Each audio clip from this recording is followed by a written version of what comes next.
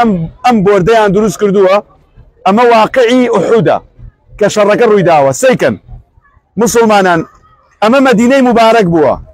ام مدينة كيستياين ام صوزا نسراوى جيش المسلمين جيش المشركين رجوع المنافقين صوزك جيش مسلمانان سهمك او برتقالية جيشكي مشركين بسر كردايتي خالد كري وليد عكرمي كري ابو جهل ميسرك دو ميسري هبو يعني دو بالي هبو شركان دو بالي هبو بلام ابو سفيان كري حرب قوري شركيك 3000 شكداري ام بيبو 3000 نفر ام خال الرشيش منافقه كان عبد الله كري ابي سلول لعنه الله يا غمر صلى الله عليه وسلم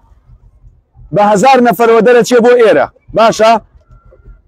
عبد الله كري ابي سلول هر ايش تعليرا معايا دروس تكا سياستك سقرينيتو بونا ومدينه مسلمانان بحوصد نفر وارون يعني منافق لكاتي روبونويا سكايتي بمسلمانك باشا ولو كانوا فيكم ما زادوكم الا خباله لنا مسلمانانا بمنافق جيان اللي كذا عبد الله اقريتوا في غمر صلى الله عليه وسلم درت يبو ايرا جيشك دانا اما جبل رماته او شاخه بتشوكيك يسل ويايا اما جبل رماته في غمر يكرم صلى الله عليه وسلم تير هاوي جكان ليره دانا جبل رمات يعني هاويشتن بيان عليه اگر تير اي ميخوار دا نبزن وعدي ان دا نبزن اما جيش مشركين جيش مشركين 3000 نفر بينيت اما سهمك انا اما ميمني خالد كري وليده باشا لا راسي جيشك بالي راسي جيشك خالد كري وليد بو ميسري جيشك اكرمي كري ابو جهل بو رضي الله عنه يسرنجا باسي كم رقطان ليان هوصيه ابو سفيان كري حرب هو مسلمان رضي الله عنه خالد كري وليد بو مسلمان عكرمه بو مسلمان لتيني واخنكا لشر يرموك رضي الله عنهم جميعا بلام تندي دجايتي اسلامي انكر كاسلامي اور قربونا جنگاور فبويا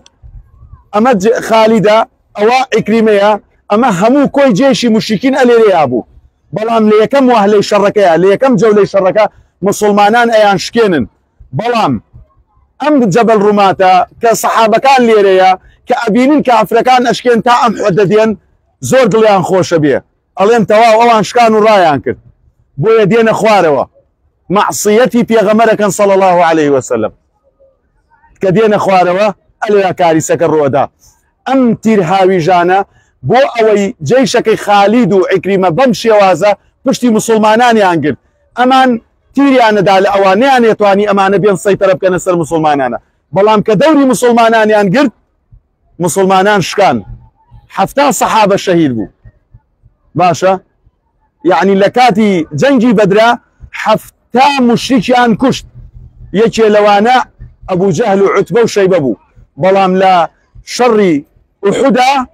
كايساتين سريان يدين شهيد كان حفتا صحابه بهوكاري ام هلي امان بونا السبب اقرنا خو هر ابوها شهيد بونايا بلام زوجار انسان سببه بوشتك في غمري خوا صلى الله عليه وسلم امري كرد فرمي دام بزن بلام جورالي في غمري خوا انك صلى الله عليه وسلم فبويا برزان اما بوردي شركيه دوايا وفي غمري خوا صلى الله عليه وسلم قال اندايا او شاخي كنت شاخي زم سكوتت ايوه قال اندايا شاخي وبهوكاري او معصيته حفتا صحابه الشهيد بو في غمري خوا صلى الله عليه وسلم قوبي مباركي بريندار بو خذك شو ناو قوبيوا